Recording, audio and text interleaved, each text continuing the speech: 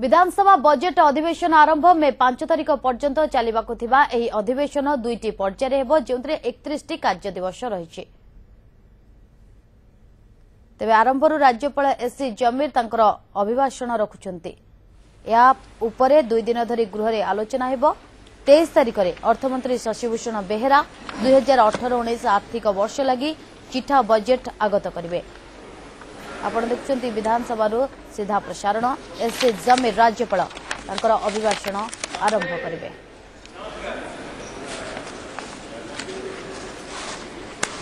Mr. Speaker and honorable members, it gives me immense pleasure to welcome all of you to the 12th session of the 15th Odisha Legislative Assembly. Let me take this opportunity to extend my heartiest greetings to all the honorable members of this August House as well as to the people of Odisha.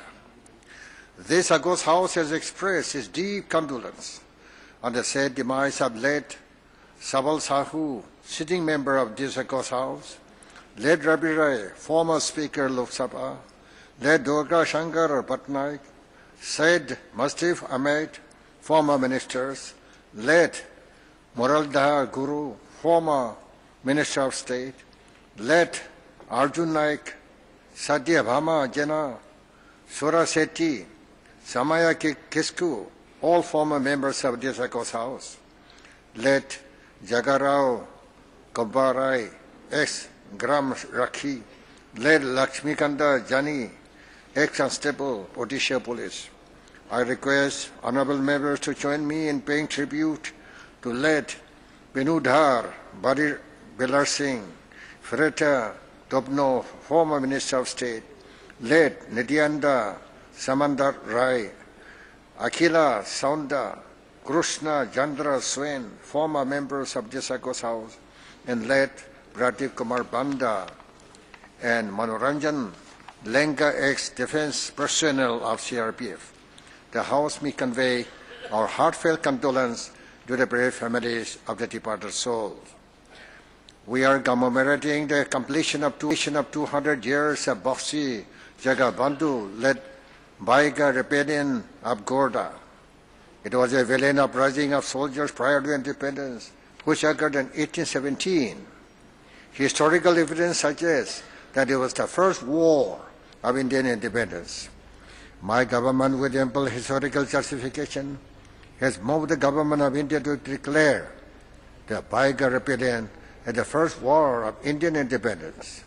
Simultaneously, we are celebrating the completion of its 200 years by organizing events befitting the heroic history of the land and its people, and are proposing to bring out commemorative coins and postage stamp and Baiga rebellion.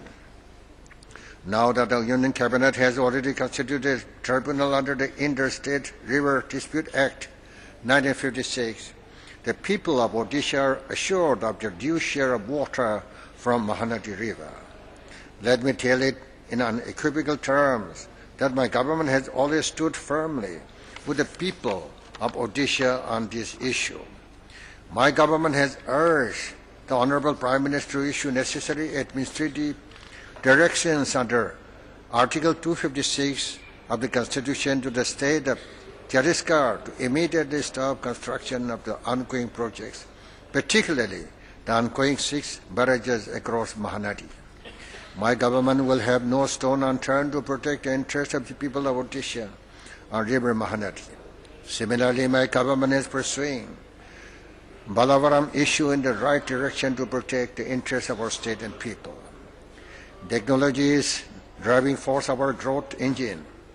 Our ways of governance should be transparent and corruption-free. For delivering good governance, the government needs to work as a team for the benefit of poor people. The 3 touchstones, teamwork, technology, and transparency, have now become the moving spirit of governance of my government for transforming the lives of the people of Odisha.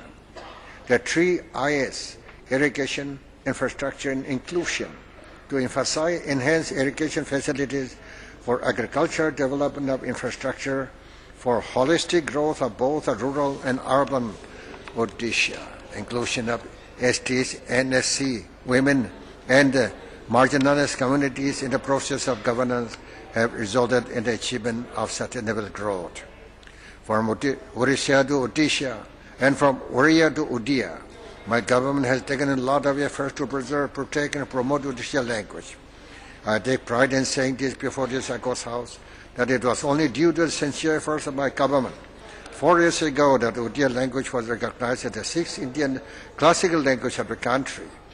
To align with the challenges that our language is facing now and the needs of our time to promote Odia language and to give a new focus and direction to its use as official language, my government created a Department of Odia Language, Literature and Culture constituted a separate heritage cabinet for conservation of the rich cultural heritage, language and literature of Odisha. Established 2 chairs of Jawaharlal Nehru University and Benares University named after Agibadi Sarala Das and Grisamat Ovendra Vanja, respectively, to promote study, analysis and research on Odia language and literature outside Odisha, along with a commission to look into the protection, propagation and promotion of Odia language. My government has proposed amendments in the Odisha Official Language Act 1954 and the Odisha Shops and Commercial Establishment Act 1956 for making use of Odia language compulsory in the official correspondence and signboards in shops and commercial establishments with provisions of reward for compliance and punishment for deviation. Coinciding with 100 years of formation of Odisha, as a separate state, my government is preparing Vision 2036 document of the state which will reflect United Nations declared Sustainable Development Goals as well as needs and aspirations of the people of Odisha by 2036. My government has taken a historic decision to provide land right to poor slum dwellers and municipal council, a notified area council by the enactment of Odisha Land Right to Slum Dwellers Act 2017, and property rights to the poor slum dwellers and municipal corporations of the state under Odisha Municipal Corporation Amendment Act 2017. The Odisha Land Right in Slum Dwellers Rules 2017 have also been notified. Odisha is the first state in the country to come out with such legislation for the urban slum dwellers. The state of Odisha is unique and blessed to have 62 tribes, including 13 particularly vulnerable tribal groups, each with its own way of life represented in artifacts, painting, totem, house, and culture. The development of tribal areas and the welfare of the tribal people, preservation and promotion of their cultural heritage has always been a goal held very close to our heart. And now my government seeks to fulfill this through the unique Special Development Council in the 9 tribal-dominated districts of Sundargarh, Gajapati, Meerutbanj, Kyonechar, Raigata, Koraput, Navrangpur, Malgangri, and Kodamal. The council are empowered to take decisions to preserve and promote their cultural, sports, and other development needs. This is a historic step towards empowerment of about 23% of the state total population and recognition of their cultural identity and celebration of their splendor. More School Initiative, a unique Citizen Connect program has been started by my government to provide a platform for the alumni association, individuals, and organizations to give back to the schools to which they are emotionally attached. The campaign was started to honor the philanthropic desire of individuals who wish to contribute to the purpose of education and volunteer for giving back to their schools. More School is a first of its kind program which enables the donor to contribute in funds, kind, or service, for every contribution the state matches a contribution twice of it. This will be directly transferred to the schools to be utilized for various purposes. My government launched a new initiative, Amar Gaon, Amar Vikas, on 5th of March during the celebration of Panchayat Raj Divas. The scheme is primarily meant to bridge critical gaps in development of infrastructure in the villages. the general public and representatives along with other stakeholders directly interact at the Gram Panchayat level and deliberate about their much needed projects which cannot be converted under any other scheme but are essential for the villagers.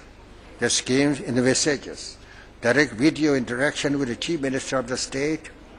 The projects within the cost estimated of rupees 1 to 10 lakhs are accorded approval through consultation and immediately communicated to the people. Odisha, the best kept secret of India, is now gradually unleashing the potential in sports and youth services. With its ambitious plan for nurturing young talents in different sports disciplines and the establishment of high-performance athletic academy in collaboration with International Association of Athletics Federation, the capital city of Bhubaneswar is gradually emerging as the sports capital of the country. World-class infrastructure was created in 90 days, which resulted in the stupendous and successful hosting of the 22nd Asian Athletic Championships. The crowning glory was the final edition Hockey World League final at Bhubaneswar, and now the state has come forward to sponsor both men and women national hockey team for 5 years. While the Kalinga Stadium is getting prepared to host the Men's Hockey World Cup 2018 during November-December this year, the state has now become the only state in the country to have successfully organized tribal sports with an objective to identify sport to the hidden potential in the tribal youth and provide them a platform for participation in the state and national level competitions. My government now intends to prioritize scale up youth-led social action and community engagement activities by reaching out to both rural and urban youth with its new initiative, Pichu Yuva Vahini. My government has been taking a number of initiatives to enhance the income of farmers and promote development of agriculture in the state. The food grain production is estimated to reach 107 lakhs metric ton during 2017 and 18, and it has been programmed to produce about 122 lakh metric ton of food grains during 2018 and 19. Crop loans at 1% interest along with 50% to 70% subsidy to install shallow deep wells, bore wells, drug wells, river service lift are among the prime encouragements to boost agriculture in the state. A special program for promotion of cultivation of millets in seven tribal districts is being implemented in the state from 2017 to 18 to improve the nutritional security of the people. This effort has won Scotch Award for the state during 2017-18. The coverage under cotton is also constantly on the rise and has reached an all-time high 1.45 lakh hectares during 2017 and 18. My government is collaborating with the International Institute for Quality Seed Production of pulses and oilseeds. This is a new dimension to the process of development of our agriculture and will contribute to accelerate the pace of growth in the sector. In a bid to conserve the indigenous crop varieties, a gene bank has been established and 1,050 varieties have been collected and preserved for future use. Substantial progress has been made under farm mechanization, as a result of which the farm power input has increased to an all-time high of 1.60 kilowatt per hectare. Organic farming is being promoted in about 10 hectares for sustainable crop protection. Integrated farming is also being popularized through extending subsidy to farm entrepreneurs. Special emphasis is being given to popularize these practices in tribal domain and pockets of the state. Capital investment subsidy to the unemployed youth is being extended to increase the pace of establishment of commercial agri-enterprises with the objective of making agriculture more profitable through inter-house utilization of all agri-products, facilitate value addition and processing, reduce post-harvest losses and glut in market during peak periods of harvest. The state has gone ahead with the use of ICT in many areas such as online registration of beneficiaries and subsidy administration of seeds, farm equipment, online registration of input dealers, and monitoring of flagship programs. Direct benefit transfer has been implemented in the entire state, which is a unique country. For this, my government had been conferred twice with Bronze Award under National E-Governance Program. Further, the state won CSI Nihilan Best E-Governance Award 2017 during the current year.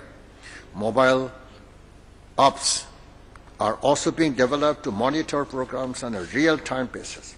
Farm information advisory centers have been established in every block to enhance the outreach of extension network.